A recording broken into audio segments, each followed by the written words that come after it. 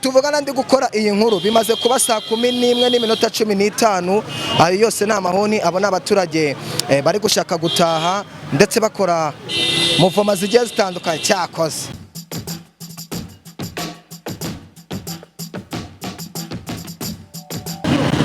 Yes, reka ngushimire kandi nzere ko ukomeje kugubwa neza. Amazina yanjye nitwa Yawe 2020. Yes, iyo ni Yawe TV. Murabizi ko uyu munsi gwera ku itariki ya mbere ni ugutangira gutaha saa 11:00 tukaba turi mu rugo. Muri kureba hano ni mu gace ka Nyabugogo turi, muri kubona kuntu abantu bameze, muri kubona ambutiyaje iri mu mujyi. Mata urabibona ute? Yewe ukuntu ndi kubibona urabona abantu bose n'uruvungazoka bari kugenda birukanka cyane, kuko abantu bari kugenda baturuka hirya no hino babona ko iminota iri kubacika. Icyo ndi kubona gusa twese icyo turi gusabwa nuko saa 12:00 tuba twamaze kugera mu rugo, kandi urabona ko uwo ari we wese abyishimiye. Kandi urabona bimeze gute? Urabona abaturage ari igihe kibagakwiye gukora icyo abaturage bakwiye gukora, kandi n'ino saha twese turi kugenda turushaho kugerageza. Murabizi yuko iki cyorezo cya COVID-19 cyageze mu kwezi kwa gatatu ku itariki 14 nibwo iki cyorezo cya COVID cyari kigeze hano mu Rwanda, kandi ni nabwo n'abaturarwanda bose muri rusange twagiye muri guma mu rugo ya mbere. Nkuko mubibona ahantu henshi hagiye hatandukanye, abaturage babyubahirije, ingamba bazubahirije, ambutiyaje ni zose. Polisi y'u Rwanda nayo iri gukora akazi kayo nkuko bigomba.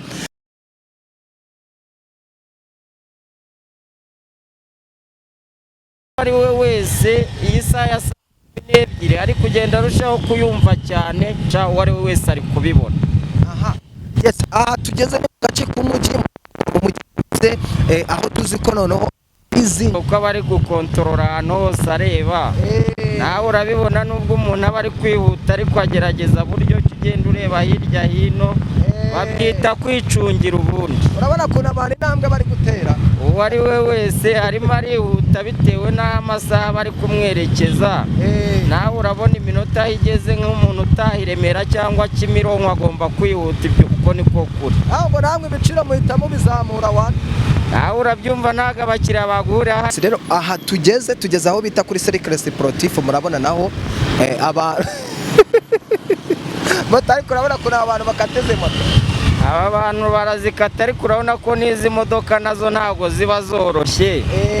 Ibintu biba bitoroshye ahantu hose biba ari akavuyo, nawe urabibona. Niyo mpamvu nubwo tuba turimo kuvugana ko umuntu abagenda kontorora yihuta acungana n'amasaha, ntabwo ibintu biba byoroshye. Uwo ari we wese ababireba kandi aranabibona. Bigusaba kuba warakoreye perime yawe, bigusaba kuba waraciye mu kizamini.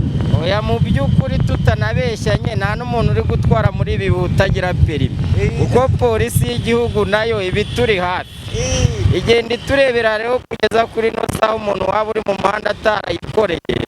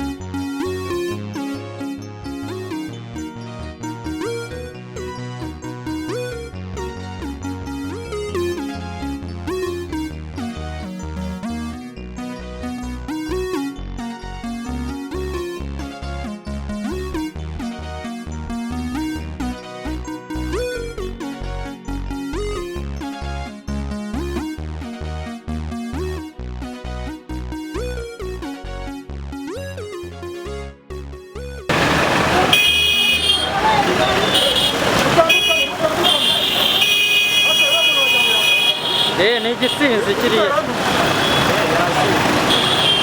Yesu uko ubona ni ambutiyaje no gutambasa kumenya no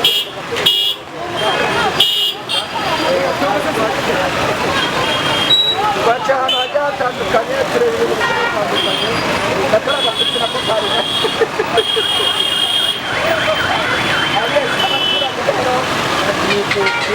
ahangaha turi ni igikondo uturuka mu mujyi Nyamirambo Yawe ara naga filime nari mbacishirishemo nabesha brain nuko gahunda zivuze polisi y'u Rwanda iri gukora akazi kayo kandi nk'uko igomba gushishikariza abanyarwanda mwese gukomeza kwirinda icyorezo cya COVID-19 dushyiramo intera ya metero. Ubu ndi gukora iyi nkuru saa 12 zirabura iminota 45. Ubu tuvugana ndi gukora iyi nkuru bimaze kuba saa 11 n'iminota 15.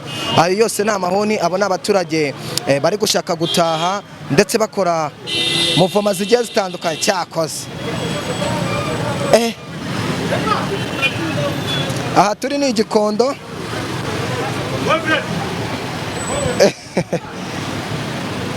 Aha turi ni igikondo murabona ambutiyaje hari ukuntu bimeze.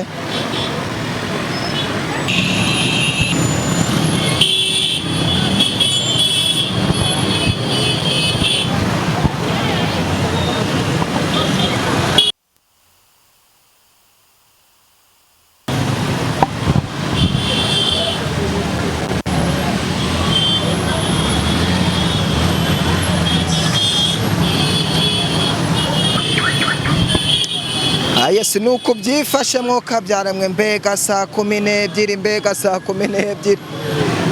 Oh la la bagonze umuntu.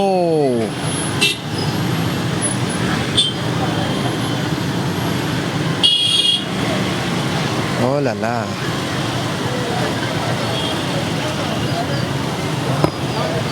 Yes, iyi ni Yawe TV. Nababwiye ko hano hose nzajya mbaba 5 kuri 5. Nuko umunsi wa mbere wa saa 12 wari umeze nuko wari uhagaze nuko nyine nuko